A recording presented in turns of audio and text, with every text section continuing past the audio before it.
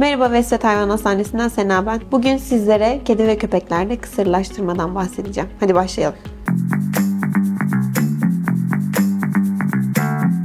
Kedi ve köpeklerde optimal olarak erkeklerde 5-7 aylıkken, dişilerde 6-8 aylıkken aslında kızgınlık dönemi dediğimiz süreç başlamış olur. Bu dönemde de biz hasta sahiplerine sürekli olarak evde koku bırakma, dışarıdayken karşı cinse karşı bir ilgi, sürekli bağırma, sürekli bir eş arayışı gibi şikayetlerle karşılaşıyoruz. Bizim için aslında istediğimiz hiçbir zaman kızgınlık görmeden, doğum gerçekleşmeden kısırlaştırma sürecinin başlaması oluyor. Çünkü kısırlaştırma olmadığı zamanlarda erkeklerde ve dişilerde cinsiyet hormonlarına bağlı maalesef hastalıklar ortaya çıkabiliyor. Erkeklerde prostat hiperplazisi, testis tümörleri, prostat tümörleri, dişilerde meme tümörleri ve piyometralar görülebiliyor. O yüzden hayvanınız için en güzel kısırlaştırmanın en uygun zamanda yapılmasıdır.